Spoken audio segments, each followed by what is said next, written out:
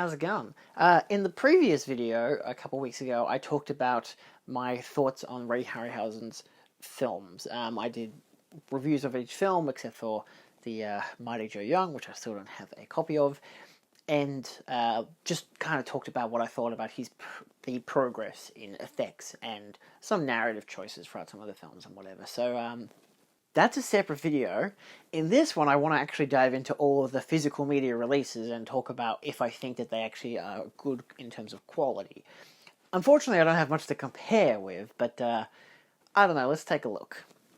First and foremost, this is my selection from the premium label for the Beast of 20,000 Fathoms to the Viavision version of the Ray Harryhausen collection to Indicator, and then some standard Studio Canal and I think classic Warner Brothers, and what's this one?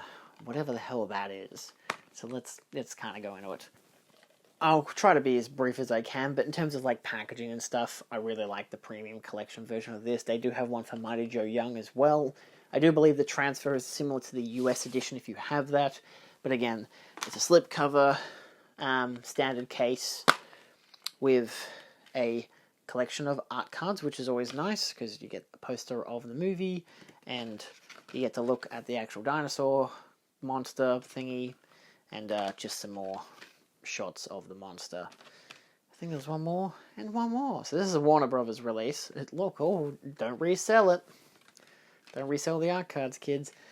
Pretty simple stuff. I like that there's artwork on both discs. Again, it's because one's blue, it has to be blue. It's not bad, packaging, artwork, everything. It's pretty decent, there's not too much to go on about. The print itself was fine, I didn't have any issues with it.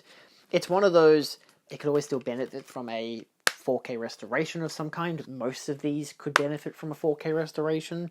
Special features, though, you do get 2 documentaries, including the Rhedosaurus and the Roller Coaster, which is a Making the Beast featurette, where they talk about how they made the Beast, how they did the specific section where it attacked the roller coaster, as you do. Pretty fun featurette, mostly just like a 10-15 minute long thing, talking to Ray Harryhausen, which a lot of these do, where they're like 10 to 20 minute long videos of just Ray Harryhausen just breaking down how they did it. Not like shot for shot or anything, but he just gave a general idea, which is pretty nice. Most of these are for the old DVD releases, so have been imported and upscaled or whatever for the Blu-ray releases. There was also Harryhausen and Bradbury, An Unfathomable Friendship, Amateurs, and a theatrical trailer. The Harryhausen and Bradbury one is quite nice. Again, it's maybe 15-20 minutes again. It's basically the two of them talking to a crowd. Well, it's kind of just a crowd there, but they're just talking to each other, whatever. Mid-2000s, about their friendship, about their relationship, how they've been best friends for so long, when, Harryhausen was going to get the Oscar for, an honorary legacy one. Ray Bradbury was like, I'm going to be the one to present it. So it's a nice thing to see what their kind of friendship and relationship was like, and it's a nice dive into that. It doesn't dive much into their films or anything, but it just dives into them as people and their friendship, which I think is nice. It gives you a good, perspective on what the two were like, especially in terms of how they've been friends for such a long amount of time, to the point that they only died, a year after each other. So, a year or two. But yeah. Overall, not a bad release. Could do with a better picture. Audio wasn't too bad as well. I think it's a standard 4x3 feature film, and the audio I think is just DTS Master Audio English 1.0, so it's just mono audio, but they do have Castilian Spanish, French 1.0, and Latin Spanish 1.0, as well as subtitles with English STH. I don't know what STH stands for. It also has Castilian Spanish, French, Latin Spanish. So yeah, not bad. It's not the best, but not the worst. It's easily a print that you could easily be like, I could live on this for the next 20 or so years until they hopefully remaster it in a better collection. Then we have the Ray Harryhausen collection from Imprint. This is the second version. There are 3. The previous one has different artwork and is a basic case, and the third version includes the Mysterious Island film, which is a version from Cinema Cult, which is basically just a cheap DVD upscale with no special features. Maybe a trailer, but really nothing. So, Yeah, that just has an added wasp to it because that's in the movie, but this doesn't. This artwork I really like. I like the design of it, I like how it shows all the posters on the back, and it emphasizes all the special features. It's not bad, but by the time you get to the end of it, you realize that a lot of them are recycled special features, like what is Dynamation, and theatrical trailers, like Golden Voyage of Sinbad is just featurettes. Ray Harryhausen on Mysterious Island, The Three Worlds of Gulliver, and Earth, Thirst of Flying Saucers, which are just... I don't think he actually... Did he actually talk about Mysterious Island on that? I think he did, but that is also on the Mysterious Island release, so I don't... It's basically just an ad for another film. It's not the best. In terms of the rest of the packaging, you do get... I've cut it to the reversible artwork, because it is quite a thick package. But the reversible artwork's quite nice. It just has a shot from each film. This one here is It Came From Beneath the Sea, which has been colorized, but the rest of them are in their regular versions, including the black and white version of the Earth, Thirst of Flying Saucers. Again, it's reversible, so you can have the same artwork that is on the outer case, but then you get disc artwork for each one, which is really nice. I really appreciate that they actually went to this effort of having each one feature different artwork. Makes it much easier, and you can get these as individual releases as well. I already had a couple of them as individual releases, and I just upgraded to the set because I didn't have one or two of them, and I just felt like, it's got better artwork, I like it more. In terms of individual special features, so It Came From Beneath the Sea does feature both color and black and white versions.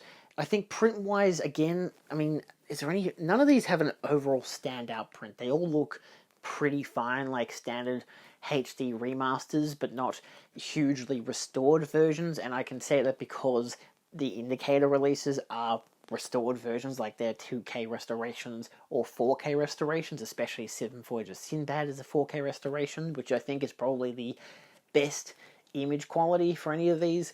I don't have it, but it's probably the best one because it is a 4K restoration. But in contrast, you do have audio commentaries for It Came From Beneath the Sea, Earth, Thirst of Flying Saucers, The Seven Voyages of Sinbad, Three Worlds of Gulliver, and Jason and the Argonauts, which is really nice.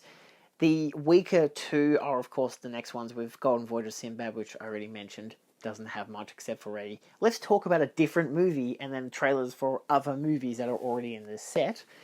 And then Sinbad and the Eye of the Tiger just has a This Is Dynamation feature, which I think is on another disc, but oh yeah, it does. It's on Three Worlds of Gulliver. It's also on a couple of the indicator releases as well, but then it also has the theatrical trailer. So pretty subpar for those two. Quality of prints, fine. Again, they're mostly tampered with bad blue screen, so I can't really say that the prints are bad. Again, they're all pretty fine in terms of restorations. So It Came From Beneath the Sea. So yeah, audio commentary. The featurettes were quite nice. You get Remembering It Came From Beneath the Sea. Tim Burton sits down with Ray Harryhausen and Dan Sketcher on the film's Film Music's Unsung Hero. I don't remember that one. I don't know if I watched it. I probably did. But Remembering It Came From Beneath the Sea is just Harryhausen sitting down, talking about the film for 15 to 20 minutes. These are mostly all the same. Every single one of them that have a Remembering Earth, Thirst of Flying Saucers, Remembering the Seven Voyages of Sinbad, the making of the Three Worlds of Gulliver, the Harryhausen Legacy. Oh, that one actually isn't, if I'm not mistaken. But all of them are just, if it's remembering or looking back, it's just him talking about the films, which is pretty fine. You know, he talks about making of the films, he talks about how he made certain effects and how he had to do different things, because most of the time he was on set when they made the films, which is made a lot easier when he actually did the stop-motion work afterwards. So they're not bad. Again, it's pretty simple stuff of him sitting down talking about it, but it's nice. He shows off some model figures that he still has that still remain. Some of them are all that's left. Some of them are in surprisingly good nick, so I enjoyed them, and again, it's pretty fun, you know. The Tim Burton one is pretty good as well. It's just the two of them talking about the film. It's kind of strange how It Came From Beneath the Sea that the Tim Burton one is on, because it's very clear that Earth, Thirst of Flying Saucers is the one that inspired Tim Burton the most, but it's kind of a general package, like he's talking about a couple of the early films, and they're not bad. Again, they talk about those early films of the sci-fis in black and white. 20 Million Miles to Earth is another one, but it mostly talking about how it like influenced Tim Burton's career and whatnot, especially with stuff like Mars Attacks and whatever. So, and his use of stop motion and Beetlejuice and, you know, Pee-wee's Big Adventure and all that kind of stuff. So again, not bad. Nice little sit down of the two talking. Earth vs. Flying Saucers, not much else to mention. Again, there's the Hollywood Blacklist and Bernard Gordon, which wasn't too bad. Original screenplay credits, interview of Joan Taylor. I think the interview of Joan Taylor I watched because she's in 2 of these films, and she discussed talking about like what it was like working with Harryhausen, having to imagine certain like flying saucers above you and all kinds of stuff. So you know, not bad. And I believe she's the main character of that film. I should definitely do a video talking about how she's the main character of that film, and she's the only woman in it that actually talks. But she's definitely in another film, but I can't remember which one it was. It might have been Seven Voyages of Sinbad. It might have been It Came From Beneath the... No, it wasn't. It was 20 Million Miles to Earth. So she's in both of them. It's just because one of them I watched in black and white, the other one I watched in colour. I didn't realise it was her. But somehow I didn't realise. Either way. But yeah, Earth vs. Flying Saucers, pretty good overall package. The Seven Voyages of Sinbad is quite heavy on special features, again with an audio commentary, which also has like Phil Tippett and Randy William Cook and a couple other people. All these have other people, not just Ray Harryhausen, so it's a good sit down of them chatting about the film. There's, of course, the Remembering Seven Voyages of Sinbad, the Harryhausen Legacy. The Harryhausen Legacy is people talking about Harryhausen. It's one of those bunch of guys who are all like influenced, again, like Phil Tippett, Tim Burton, stuff like that, who are extremely influenced by the films of Harryhausen in terms of like using stop motion effects and just monsters in general, and them talking about how which film, which scene inspired them the most. It covers a couple of films, but for the most part it is either Jason and the Argonauts or the Seven Voyages of Sinbad that they're referencing, but some do reference earlier or later films because they reference them either as things they watched on TV or in cinema when they came out, or when they were just reruns, but most of the time it was, you know, on TV. So it's nice. It's nice to get a good perspective, seeing how he's influenced people and the people that are like, oh my god, but that's Stan Winston. He did the effects for that other movie. It's crazy. What else do we have? We also get an interview of John Landis, which I think I skipped that one personally, but I don't really care. Music of Berman Herman. Sinbad may have been bad, but he's been good to me music video, which sure, why not? And the vintage featurette of A Look Behind the Voyage, which again is just another making of, talking about its reception and stuff. 3 Words of Gulliver, again, the audio commentary, the making of, Harryhausen Chronicles, and This Is Dynamation. This Is Dynamation is a good one to look at.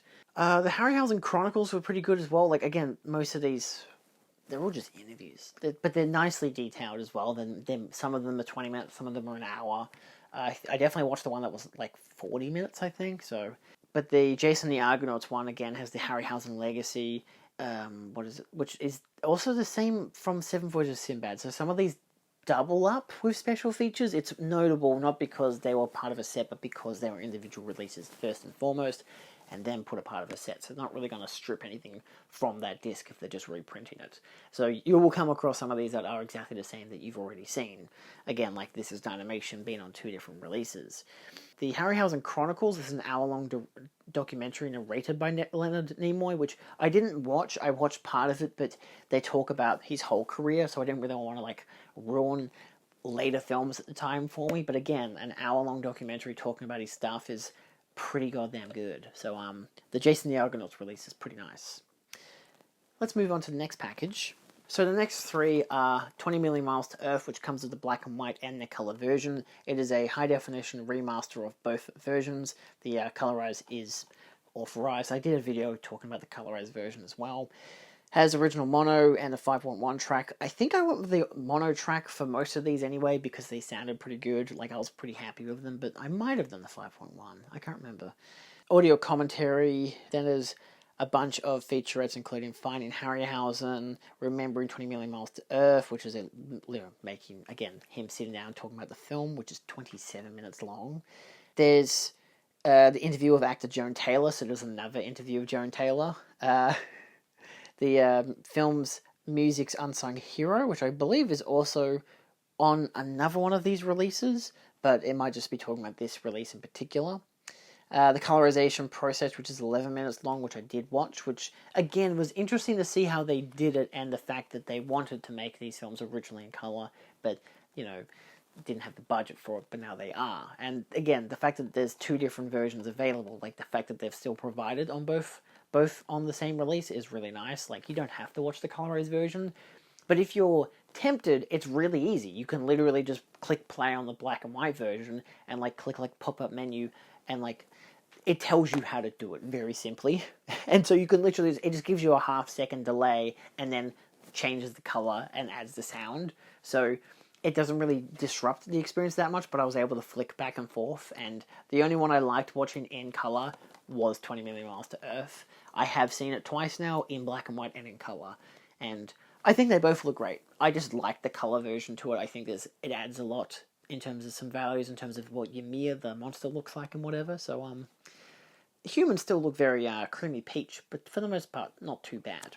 And then you get some 20 million miles more sample pages from the comic book, the Super 8 version, and then an image gallery with promotional stuff, plus English subtitles. So, not too bad of a release. Again, pretty simple, pretty easy in terms of powerhouse indicator. This would have been part of the limited edition set, if you had have gotten that. The limited edition set, there were 2 volumes, the limited edition set would have come with a book. Probably big 80-page booklet, but unfortunately I've only got the standard editions, but they're a lot cheaper to get, and they're like, 3 for £20 if you import them from the Indicator Powerhouse website. So I was pretty happy with that. Again, could still use a, 4K restoration, but for the most part I'm pretty happy with how it looks. Then you have Mysterious Island, which is a 2K restoration from the original negative. You get the original mono, an alternative 5.1, which again, I'm pretty sure I stuck with the mono track. I'm pretty happy with most of these in mono. Again, you got the audio commentary and introduction of the film by Ray Harryhausen, which is a minute long. Ray Harryhausen on the Mysterious Island, which is 9 minutes long, which I believe, again, is the same that's on the Viavision release, despite the fact that the Viavision release doesn't have Mysterious Island. The new one does, but the old one doesn't. And yeah, the rest of them are pretty simple little things. You got one of them that's Kim Newman talking about it. Whole bunch of stuff. This is a pretty good release. Like, these Indicator Powerhouse releases, if you choose to get them instead of the, say, Viavision releases, for example, if you're in Australia. The Viavision releases are good, because again, you still get stuff like Jason the Argonauts, but you could also potentially find them all separately, and slightly better in terms of audio options and special features. All of them have the same prints. The only ones that have the better prints would be the Mysterious Island version of this, which this is better than the Australian version, which is from Cinema Cult, which sucks. This one's the better version. And again, has a slew of special features. It's a wonderful release. New and improved English subtitles for the deaf and hard of hearing. Image gallery, pages from the comic book that was inspired by the film, an isolated score, vintage documentary exploring the film and its connections to the history of real islands. There's a good selection of stuff. It's pretty nice. It's a good looking transfer. I had no issues with it. I think it was pretty good. This one probably doesn't need a 4K restoration, but they all could to some degree, Not a 4K UHD per se, but just a restoration. But you know what? Talking about 4K restoration, First Man in the Moon. The only comparison I had for this was the Umbrella version, which I used to have for 20 Million Miles to Earth and First Man in the Moon, which I gave to a friend for his birthday. But that was basically just 2 films on one disc, only the black and white versions and no special features. This, in contrast, again, has 3 different audio tracks from the original mono, or technically 4 audio tracks, from the original mono to the original 4-channel mix, the alternative 5.1 surround sound, and the audio commentary, which I only listen to the mono mix. Picture looked really good. The film opens in space, landing on the moon, and it's stunning. So it's a very good picture, very healthy. And again, a good amount of special features talking about the film and the making of. And yeah, they're all... I like how, in terms of Indicator, they actually reference, if it'll focus, it references both date of when the interviews and featurettes were made, but also the length, which is really nice. So yeah, and the package is really nice. It's colourful. It's got good artwork. Sure, you've still got your you know, rating stickers, and the inside is still a standard release, so it just has, you know, artwork for other releases from Indicator. Picture-wise, this was the best one of all of the releases that they had. But again, Seven Voyages Sinbad, their version actually is a new restoration. I think it was Golden Voyages Sinbad is a 2K restoration from Indicator, but Eye of the Tiger is a HD print. It might be a 2K restoration, but I can't imagine it looks too different from the Viavision version, but again, I'd go with Seven Voyages Sinbad. I would like to get that 4K restoration. I want to see what that looks like, because I really love that film. Then we get 1 Million Years BC, which is the Studio Canal version, Classics Remastered. It doesn't stipulate what is actually remastered about it, outside of just fully restored and on Blu-ray for the first time, but it looks good. It's a Hammer production. You know, cheap production, but you know, the picture looks good. I haven't had any issues with it. I've watched it twice now. It does have a interview with Raquel Welch, which was really cool. It's like a 20-minute long interview, her talking about the making of the film and whatnot. Plus a interview with Martine Beswick, which also quite nice, about 15 to 20 minutes long. Nicely in detail of them just talking about the history of like them being involved with the film and everything that went along with it, including the promotion after the fact, which is really amusing. And then there's Ray Harryhausen stills, storyboards, and artwork, which is basically just showing different dinosaurs, concepts that weren't used and concepts that were used. So this is the standard Australian release, but I do believe, because it's Studio Canal, which is a UK brand, it would of course have a UK comparison. I don't know if it has a US release, but I imagine it probably does. Then we have a US release, which is the only one of these which actually is a US release, is The Valley of Gwangi from Warner Archive. Again, fine enough in terms of artwork and, you know, a decent enough set. Again, the general idea of cowboys versus dinosaurs. It's not bad, slim case, but there's enough, you know, chunkiness to it that it doesn't feel too flimsy or anything, except for when you try to open it. Disc art, which is always nice. Most of these, actually all of these have disc artwork. Isn't that nice? This one does have Return to the Valley, recounts the making of the film with associate producer / creator of the special effects, Ray Harryhausen, which isn't too long, again, 10 to 15 minute kind of interview. It's not bad, you know. There's an Easter egg that is featured on it, which actually just is a little pop-up thing. Like, it says Easter egg. Apparently on the old DVD you had to go looking for it, but it's just a little clip of him talking about how his daughter used to play with one of the dinosaurs that was, like, from the movie as a toy, and they were, like, at, like, a supermarket or whatever, and someone saw that she was playing with the dinosaur and was like, you know, your daughter's gonna grow up to be really weird because she likes dinosaurs. I don't know.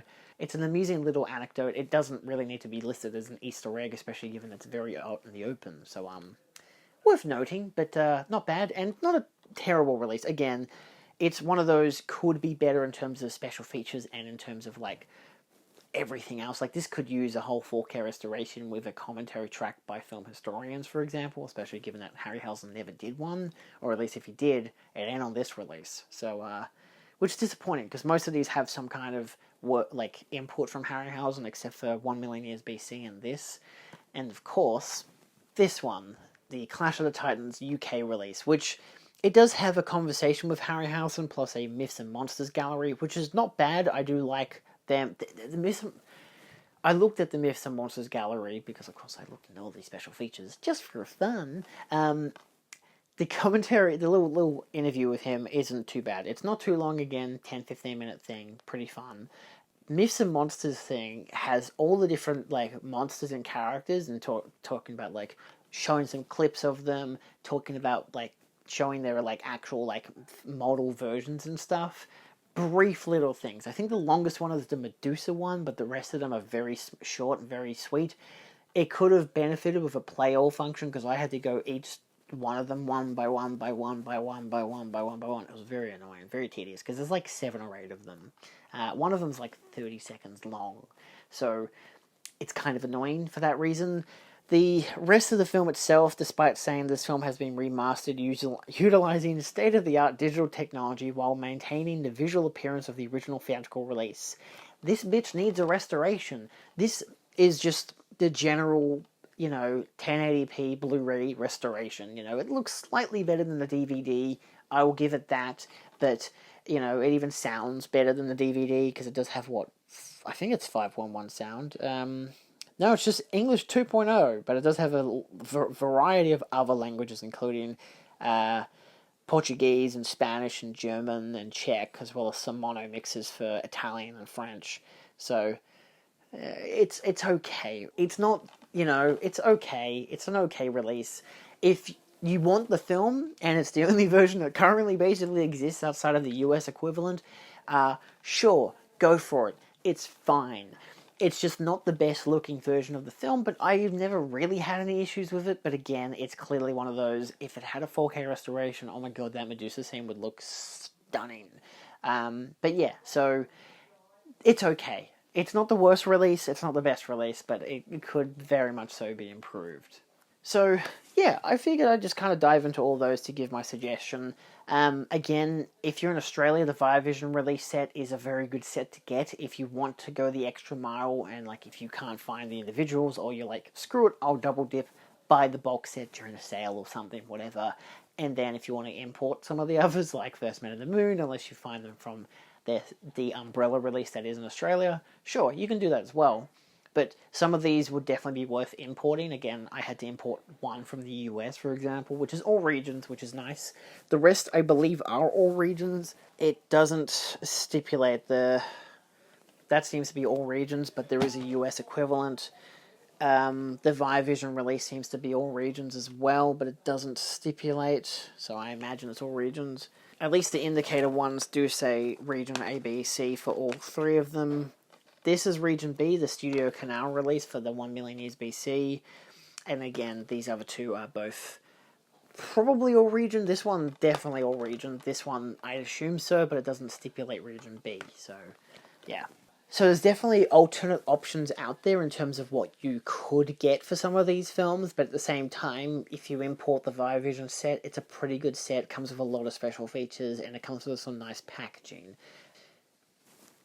Yeah, I wouldn't personally suggest the one with Mysterious Island, because I'd go to the Indicator website, get the other three from like the 3 for £20 thing with 7 Voyages Sinbad, Mysterious Island, and First Man in the Moon, but also 20 Million Miles to Earth. So maybe you'd have to add something else. There's actually the other 2 Sinbad films, so if you really want to get slightly better looking versions with maybe a couple of extra special features, then sure, the Indicator version's probably not bad for buying 6. So, yeah. Anyway, that's my suggestion. If you have anything you want to say, put down below in the comments. Also, for the love of God, someone send me a copy of Mighty Joe Young. It's doing my head in. I know there's 2 versions that I know of. One of them's the American comparative with the UK release, which the UK, again, premium collection. And there's a premium collection for the UK version, which has Son of Kong and Them and Beast from 20,000 Fathoms, whatever. So, yeah, no one's gonna send it to me, but that's fine. That's I'll watch it in like 20 years' time when it comes out in 4K. All right, thanks for watching, and I'll see you next time. Adios.